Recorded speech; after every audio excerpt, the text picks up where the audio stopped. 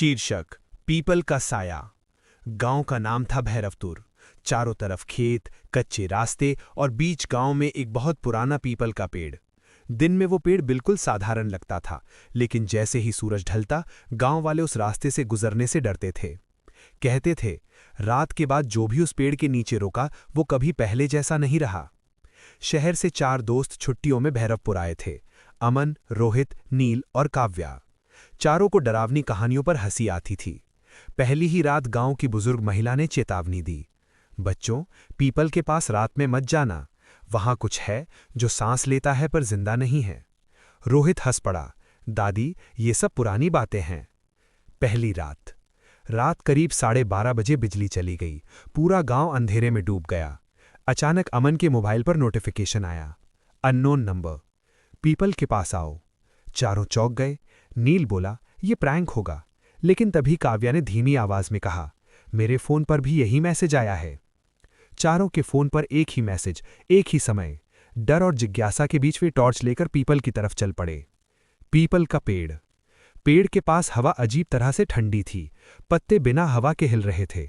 अचानक ठक ठक ठक कदमों की आवाज, लेकिन वहां कोई नहीं था। रोहित बोला, देखो, मैं कहता था कुछ नहीं। तभी पीपल के तने पर नाखूनों के निशान दिखे, जैसे किसी ने अंदर से निकलने की कोशिश की हो। काव्या की टॉर्च कांपने लगी। पहला साया। अचानक अमन को लगा जैसे किसी ने उसके कान में फुसफुसाया, तुम बहुत देर से आए हो। वो पलटा। पीपल के पीछे एक काली परछाई, चेहरा धुंधला, आंखें सफेद, पैर जमीन को छू ही नहीं रहे थे। नील चिल्लाया, भागो। चारों भागे, लेकिन काव्या पीछे रह गई। काव्या का गायब होना। जब वे रुके, काव्या वहां नहीं थी। दूर से उसकी आवाज आई, मैं यहीं हूं, मत जाओ। आवाज पेड़ के अंदर से आ रही थी। अमन ने पेड़ को छुआ। तना ठंडा नहीं, गीला था जैसे पसीना। तभी पेड़ के तने पर एक चेहरा उभरा, काव्या का चेहरा। उसकी आंखों से काला पानी बह रहा था। गांव का सच। सुबह गांव वाले आए। सरपंच ने सच बताया। 20 साल पहले एक लड़की काव्या, उसी नाम की, को गांव वालों ने जिंदा जला दिया था। इल्जाम था डायन होने का। उसकी लाश पीपल के नीचे दफनाई गई थी।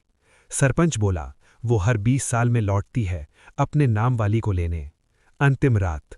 उसी रात अमन को सपना आया, पीपल का पेड़ जल रहा था और उसके अंदर से आवाज, अब तुम 3 हो। अमन हड़बड़ाकर उठा। नील और रोहित कमरे में नहीं थे। पीपल के पास पहुंचा तो देखा पेड़ पर 3 नए चेहरे उभरे हुए थे, नील, रोहित और काव्या। पीछे से किसी ने उसके कंधे पर हाथ रखा। वही आवाज, अब तुम्हारी बारी है। अगली सुबह। गांव में सब कुछ सामान्य था, लेकिन पीपल के नीचे अब 4 नए नाम खुदे थे। और शहर में अमन के नंबर से एक मैसेज गया, पीपल के पास आओ।